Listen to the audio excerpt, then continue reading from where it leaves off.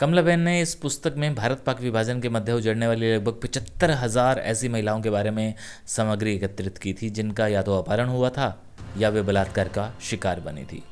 कश्मीर में भी लगभग 25,000 औरतों को इसी भयावह यंत्रणा से गुजरना पड़ा और ये यंत्रणाएं भारत पाक सीमा के दोनों तरफ की महिलाओं को सहनी पड़ी। कई मामलों में तो औरतों को नग्न अवस्था में सड़कों पर गुजारा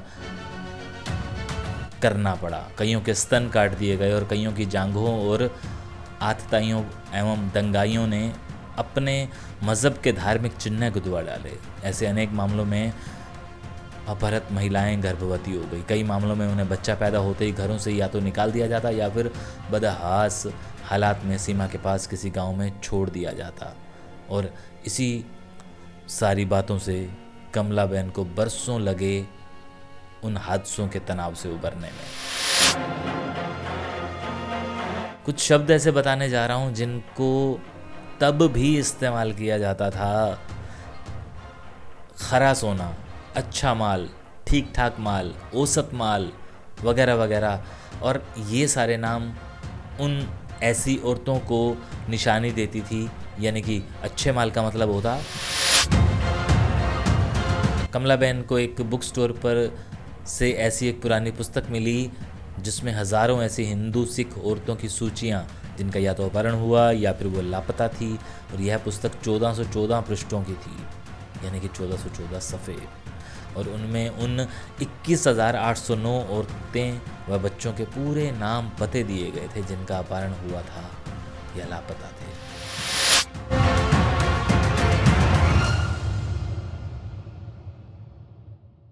पिछले एक वीडियो में मैंने जिक्र किया था मृदुला साराभाई का, जिसने अपहरण हुई औरतों को बचाया था और बताया था कि कहाँ, कब और कैसे कितनी औरतें इधर से उधर हुई। और उसकी रिपोर्ट उसने नेहरू पंडित को दी थी और उसकी रिपोर्ट उसने पंडित जवाहरलाल नेहरू को दी थी। और इस वीडियो में मैं आपको बताना चाहता हूँ कमलाबेन पटेल के बारे में। कमलाबेन पटेल कौन है? 1988 में गुजराती भाषा में एक पुस्तक छपी थी, मूल सूत उखड़े, यानी कि जड़ों से टूटे लोग। पुस्तक की लेखिका थी कमलबेन पटेल। कमलाबेन ने इस पुस्तक में भारत पाक विभाजन के मध्य उजड़ने वाली लगभग 75,000 ऐसी महिलाओं के बारे में सामग्री एकत्रित की थी जिनका या तो अपहरण हुआ था या वे बलात्कार का शिकार बनी थी। कश्मीर में भी लगभग 25,000 औरतों को इसी भयावह यंत्रणा से गुजरना पड़ा और ये यंत्रणाएं भारत पाक सीमा के दोनों तरफ की महिलाओं को सहनी पड़ी। कई मामलों में तो औरतों को नग्न अवस्था में सड़कों पर गुजारा करना पड़ा। कईयों के स्तन काट दिए गए और कईयों की जांघों और आतताइयों एवं दंगाइयों ने अपने मज़हब के धार्मिक चिन्ह गुदवा डाले। ऐसे अनेक मामलों में अपहृत महिलाएं गर्भवती हो गई। कई मामलों में उन्हें बच्चा पैदा होते ही घरों से या तो निकाल दिया जाता या फिर बदहास हालात में सीमा के पास किसी गांव में छोड़ दिया जाता। और इसी सारी बातों से कमलाबेन को बरसों लगे उन हादसों के तनाव से उबरने में। लेकिन अगर इसी आर्टिकल को अगर मैं वापस शुरू से पढ़ूं तो पता ये भी चलता है कि इन औरतों को किस किस नामों से बुलाया जाता था। अपहरण हुई औरतों को भी अलग अलग नामों से वर्गीकृत किया जाता था। खरा सोना, यानी कि अब आप समझ जाइए। कुछ शब्द ऐसे बताने जा रहा हूं जिनको तब भी इस्तेमाल किया जाता था। खरा सोना, अच्छा माल, ठीक ठाक माल, औसत माल वगैरह वगैरह। और ये सारे नाम उन ऐसी औरतों को निशानी देती थी, यानी कि अच्छे माल का मतलब होता विवाहित मगर देखने में सुंदर। खरा सोना यानी कि कवारी लड़कियों को कहा जाता था। अच्छा माल ज़्यादातर मामलों में फ़ौज और पुलिस के खातों में डाल दिया जाता था, जबकि खरा सोना बड़े परिवारों के लोग पैसा देकर ले जाते थे। मगर ऐसे लोग भी थे जो ऐसी औरतों को दंगाइयों के चुगल से छुड़ाकर घर ले जाते थे, उन्हें नए कपड़े देते थे और पेशकश भी करते थे कि अगर वे वापस लौटना चाहें तो उन्हें कुछ दिन बाद शरणार्थी कैंपों में पहुंचाया जा सकता है। यानी कि यहाँ ये कहावत सिद्ध होती है कि पांचों उंगलियां बराबर नहीं होती हैं और सारे लोग एक जैसे नहीं थे उस वक्त में।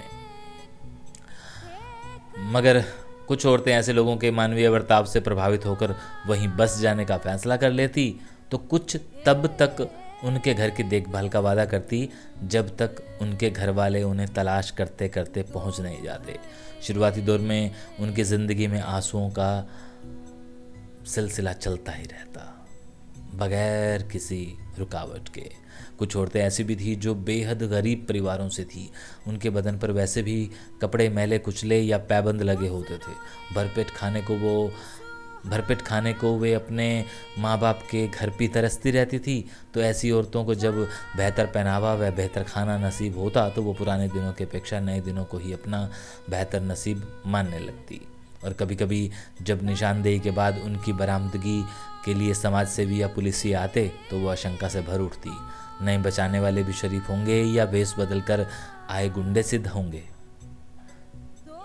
और फिर बात आती है कमला बहन की, जो 1988 में गुजराती भाषा में एक पुस्तक छापती हैं, मूल सूत उखड़े, यानी कि जड़ों से टूटे लोग।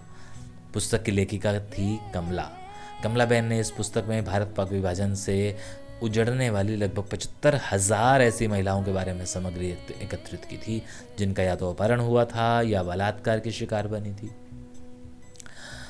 ऐसी सभी महिलाएं दोनों तरफ थी, पाकिस्तान में भी और हिंदुस्तान में भी। कई मामलों में तो औरतों को बिल्कुल नंगा करके सड़कों पर चला दिया जाता था। कुछ औरतों को नग्न अवस्था में सड़कों पर गुजारा भी करना पड़ा। कईयों के स्तन काट दिए गए और कईयों की जांघों पर आतंकियों और दंगाइयों ने अपने अपने मज़हब के धार्मिक चिन्ह गुदवा दिए गए। ऐसे अनेक मामलों में अपहरण महिलाएं गर्भवती भी हुई। कई मामलों में उन्हें बच्चा पैदा होते ही घरों से निकाल दिया गया या भगा दिया गया और ऐसी हालत में सीमा के पास किसी गांव में छोड़ा भी गया। कमला बहन को बरसों लगे ऐसे हादसों के तनाव से उबरने में। 75,000 लोगों के बारे में लिखने वाली, औरतों के बारे में लिखने वाली एक औरत मानसिक रूप से कितना ज़्यादा छिन्न भिन्न हो गई होगी।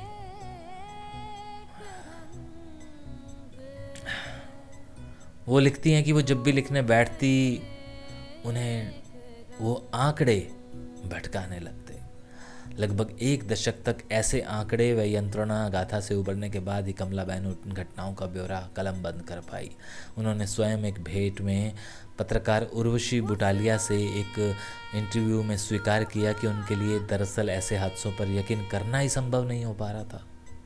वास्तव में हम आज भी नहीं ऐसा सोच सकते कि ऐसा भी हो सकता है, लेकिन ऐसा हुआ था।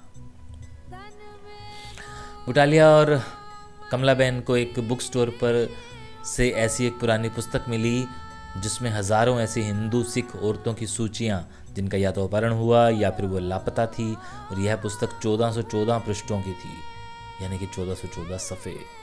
और उनमें उन 21,809 औरतें व बच्चों के पूरे नाम पते दिए गए थे जिनका अपहरण हुआ था या लापता थे।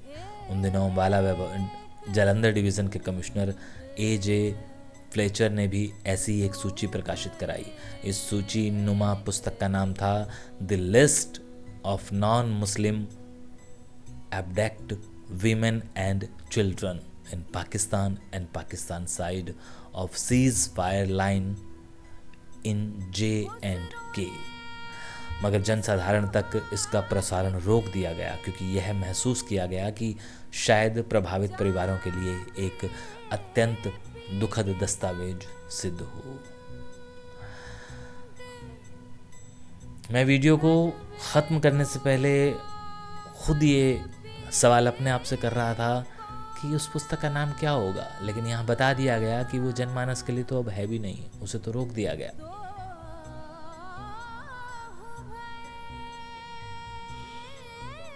तो बस अब जब ये चीज़ें सामने आ रही हैं तो बहुत से लोग ये भी कहेंगे कि केशव क्यों आज तुम उन गड़े मुर्दों को उखाड़ रहे हो, या क्यों तुम ऐसी बातें कर रहे हो। तो जनाब वो इसलिए क्योंकि अब तक किसी ने वो बातें की भी तो नहीं। क्या आपको पता थी ऐसी बातें जो आप ऐसा कमेंट करने की सोच रहे हैं, या आपके जहन में ये बात आई कि हम इस बात का विरोध करें कि मैं या ये राइटर ऐसी चीज़ें अब ना लिखें। हाँ, ऐसा होता है, मुझे बहुत सारे कमेंट्स आते हैं, शायद इस वीडियो पर भी आए, लेकिन वो कहते हैं ना, अतीत को बुलाएं भी तो कैसे बुलाएं, और अतीत को क्यों बुलाएं।